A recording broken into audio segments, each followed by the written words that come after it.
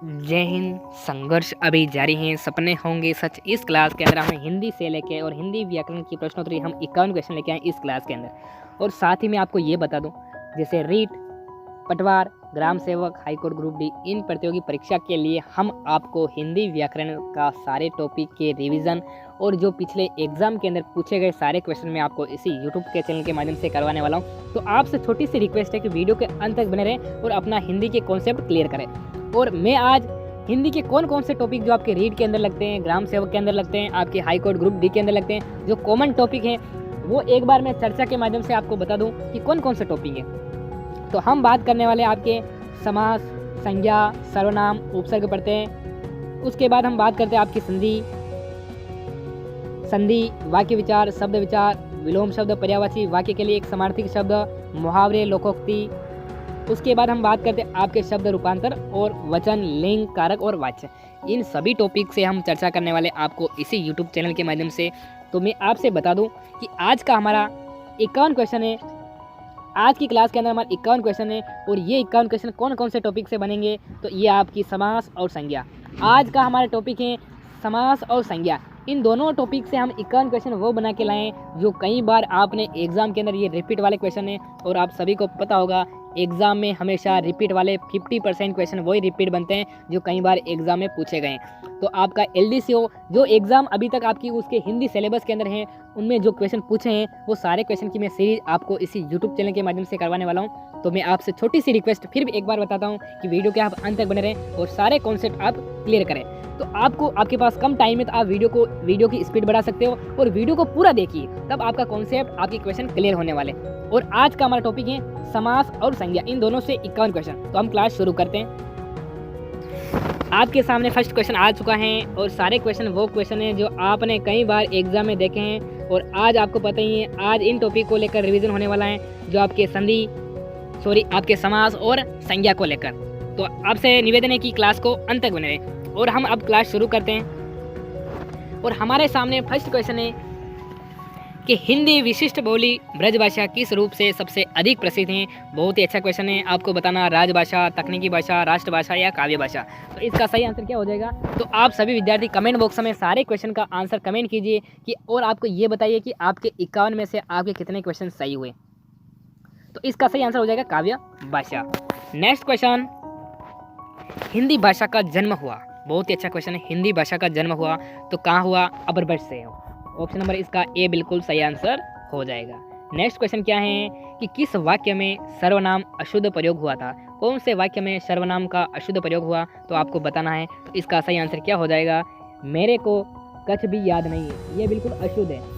यहाँ पे ये होता है कि मेरे को कुछ भी याद नहीं है तो सही हो जाता है, पर इसमें कच लिखा है तो ये कच आपका गलत हो जाएगा। तो इसका बिल्कुल ये आपका अशुद्ध वाक्य है। नेक्स्ट क्वेश्चन क्या है कि कौन सा शब्द जातिवाचक संज्ञा है? मैंने आपको बताया है समास और संज्ञा।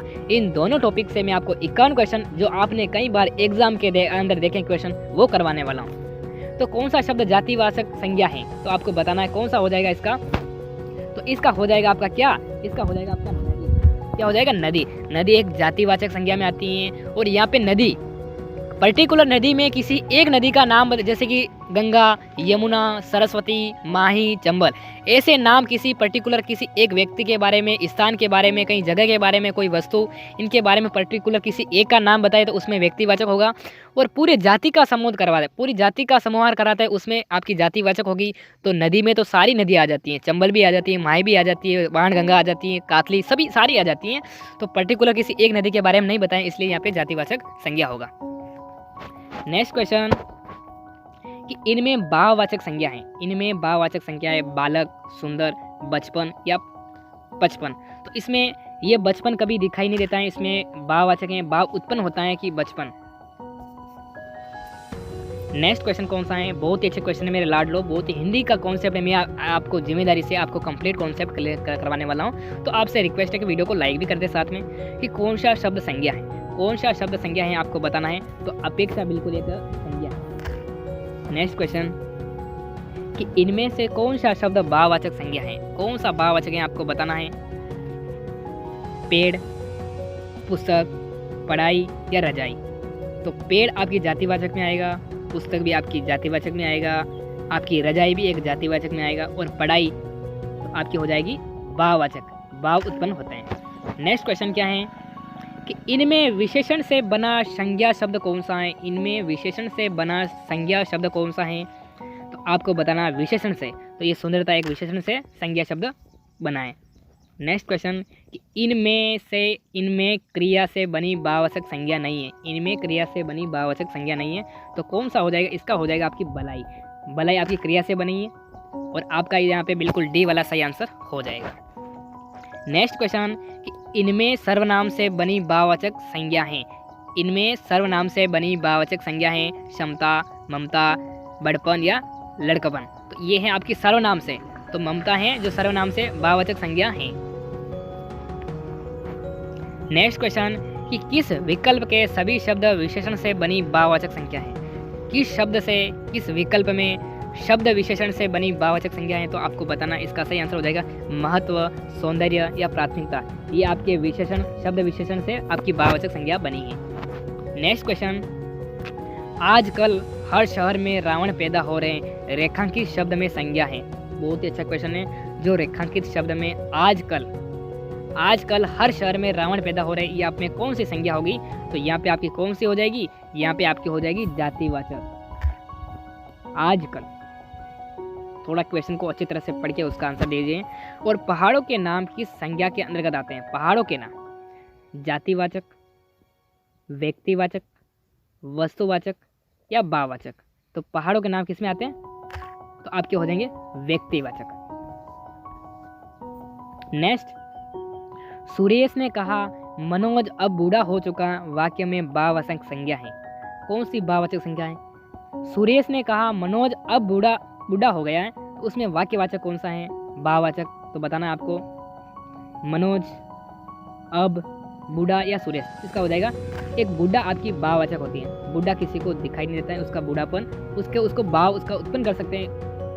नेक्स्ट क्वेश्चन कि गुलाब फूल में श्रेष्ठ है, वाक्य में संज्ञा है। मैं बता रहा हूँ, संज्ञा और समास दोनों टॉपिक में आपको क्लियर करवा दूंगा। आपसे रिक्वेस्ट है कि वीडियो को शेयर भी कीजिए। कि गुलाब फूलों में श्रेष्ठ हैं, वाक्य में संज्ञा है कौन सी? तो आपकी हो जाएगी गुलाब में आपकी जातिवाचक हो जाएगी। पर्टिकुलर किसी गुलाब में काफ़ी प्रकार के किस्म आती हैं, गुलाब में किसी एक का नाम नहीं बता रखा है, तो इसमें हो जाएगी आपकी जातिवाचक संज्ञा। नेक्स्ट क्वेश्चन आ चुका है आपकी मोबाइल की स्क्रीन पे। जो शब्द रूप बदलने के बाद संस्कृत से हिंदी में आए वे तद्भव कहलाते हैं। जो शब्द रूप बदलने के बाद संस्कृत से हिंदी में आए वह तद्भव कहलाते हैं। तत्सम शब्द, तद्भव, देशज या विदेशज। इसका सही आंसर क्या होगा? तद्भव हो जाएगा। जो संस्कृत वाले उसको तत्सम, और संस्कृत से हिंदी में परिवर्तन बदल जाते हैं उसको तद्भव कहा जाता है। बहुत ही अच्छा क्वेश्चन है कि निम्न में कौन सा व्यक्तिवाचक संज्ञा है? गाय, पहाड़, यमुना और आम। तो कौन सा आपका व्यक्तिवाचक हो जाएगा? तो इसमें आपका हो जाएगा पहाड़, मैंने आपको इसमें आपको हो जाएगा यमुना। इसमें व्यक्तिवाचक पूछा, जातिवाचक नहीं पूछा, तो यहाँ पे नेटवर्क की प्रॉब्लम की वजह से दूसरे पे टच हो गया, बाकी इसका यमुना होगा। पहाड़ में तो काफ़ी सारे आते हैं पहाड़, गाय में भी राठी आती हैं, जैसे राठी हैं, गीर हैं, थार बाकर हैं, काफ़ी नस्ल आती है गाय के अंदर। और आम के अंदर भी काफ़ी प्रकार की किस्म आती हैं। तो पहाड़, इसमें यमुना एक नदी है, और पर्टिकुलर यमुना के बारे में पूछा, यहाँ पे व्यक्तिवाचक हो जाएगा। नेक्स्ट क्वेश्चन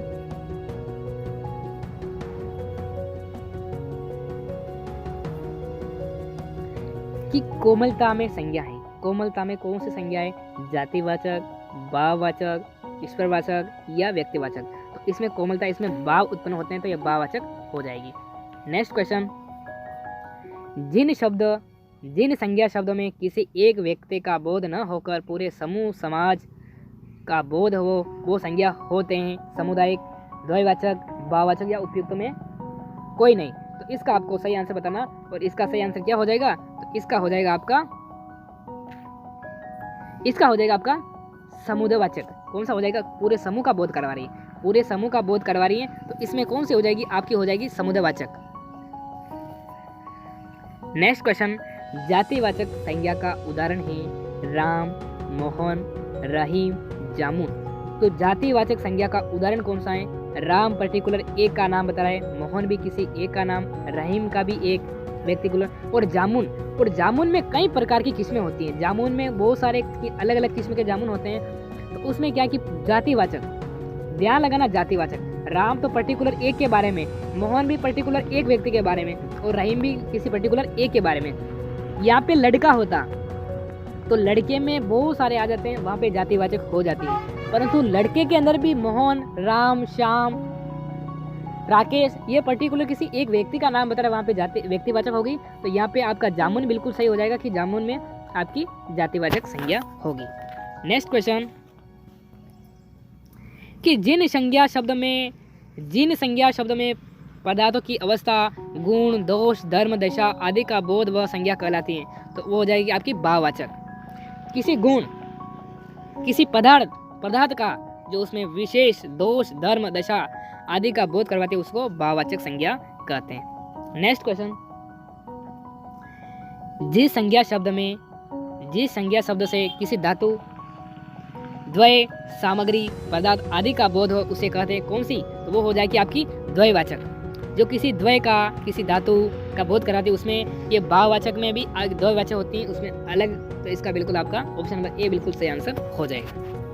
नेक्स्ट क्वेश्चन, दो अथवा दो से अधिक शब्द से मिलकर बने हुए नए सार्थक शब्द को क्या कहते हैं। बहुत ही अच्छा, जो दो अथवा दो से अधिक शब्द मिलकर उनके सार्थक शब्द को क्या कहते हैं, तो उसको कहते हैं समास। क्या? समास। नेक्स्ट क्वेश्चन, समास का शाब्दिक अर्थ क्या होता है। मैं सारी जानकारी समास को लेकर और संज्ञा को लेकर जितने भी क्वेश्चन बनने वाले सभी पे चर्चा करने वाला हूँ। तो समास का शाब्दिक अर्थ क्या होता है, संक्षेप। क्या होता है? संक्षेप। इसका बिल्कुल ए वाला बिल्कुल सही आंसर हो जाएगा। नेक्स्ट क्वेश्चन कि निम्न में कौन सा पद अविभाज्य समाज है। निम्न में से कौन सा पद जो आपका अविभाज्य समाज है, तो आपका हो जाएगा प्रतिदिन। प्रतिदिन, दिनों दिन, रातों रात, उसमें आपका अविभाज्य समाज ही होगा। नेक्स्ट क्वेश्चन, निम्न में से कर्मधारक समास किसमें हैं, तो आपको बताना किसमें आपकी कर्मधारक है। चक्रपाणी, इसमें आपके बहुब्री हैं, माता पिता और माता और पिता, उसमें आपकी हो जाएगी द्वंद्व समाज हो जाएगी। तो कर्मधारक हो जाएगा आपका ऑप्शन नंबर सी बिल्कुल सही आंसर हो जाएगा। और सभी विद्यार्थी कमेंट कीजिए कि आपके कितने क्वेश्चन सही हो रहे हैं। जिस समाज के दोनों पद अप्रधान होते हैं वहाँ पर कौन सा समाज होता है, कौन सा समास होता है जिनके दोनों पद प्रधान होते हैं, तो आपका हो जाएगा बहुब्रीय। चक्र हैं पानी, वो आपके हो जाएंगे विष्णु। इस प्रकार से दोनों पद उनके प्रधान होते हैं। नेक्स्ट क्वेश्चन, जितेंद्रीय में कौन सा समास है।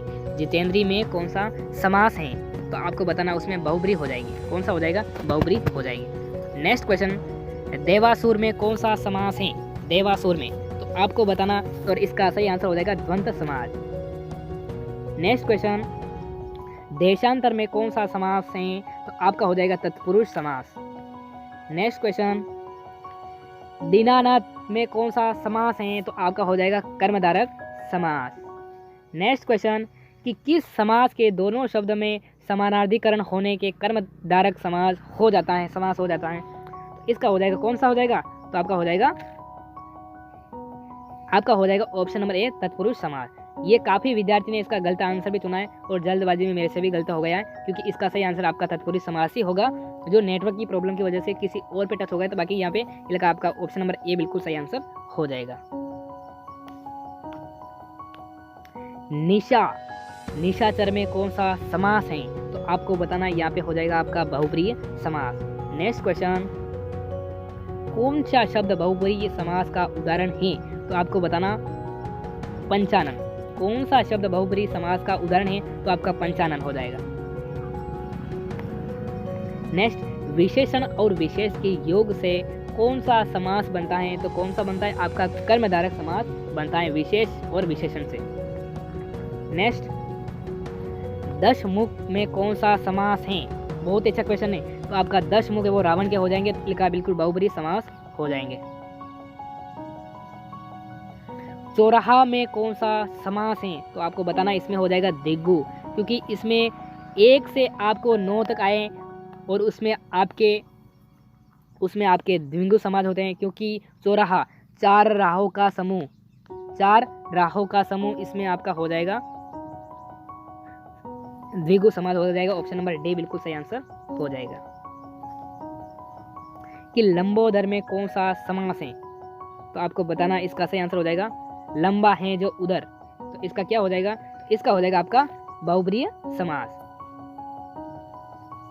कि परमेश्वर में कौन सा समास है? तो आपको बताना, इसका हो जाएगा कर्मधारक समास है।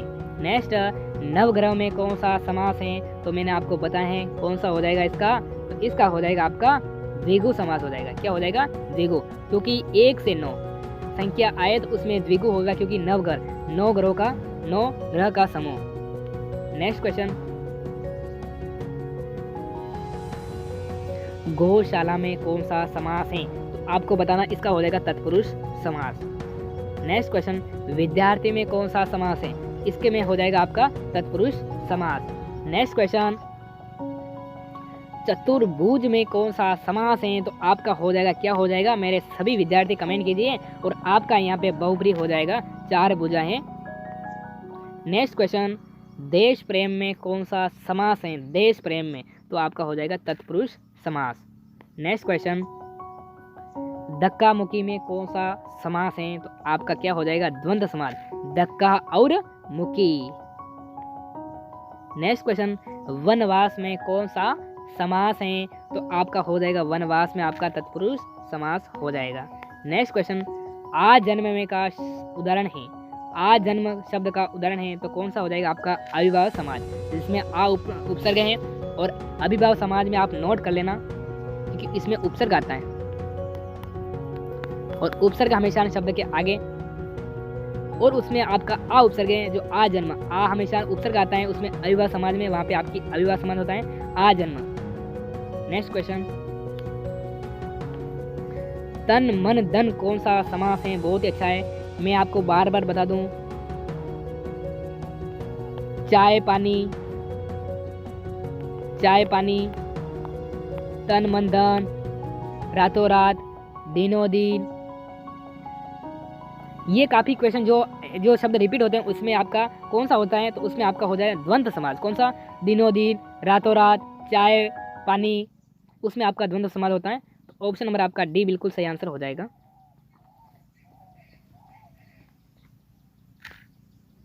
नेक्स्ट क्वेश्चन, गगनचुंबी में कौन सा समास है? तो आपको बताना है इसमें कौन सा हो जाएगा आपका तत्पुरुष समास। नेक्स्ट क्वेश्चन, कि उत्पत्ति के आधार पर शब्द के कितने भेद होते हैं? उत्पत्ति के आधार पर तो कितने होते हैं? 4 भेद होते हैं। नेक्स्ट क्वेश्चन, शब्द रचना के आधार पर बताइए कौन सा शब्द योग रूट है? शब्द के रचना के आधार पर बताइए, तो इसका हो जाएगा जलज। क्या हो जाएगा? जलज। जो मैंने आपको 51 क्वेश्चन बताएं, उनमें से आपके 45 क्वेश्चन भी सही हो रहे हैं, तो सिलेक्शन होने से कोई नहीं रोक पाए। और सभी विद्यार्थी कमेंट बॉक्स में कमेंट करें कि आपके कितने क्वेश्चन सही हुए। मिलते हैं एक नेक्स्ट वीडियो में, तब तक के लिए जय हिंद, वंदे मातरम।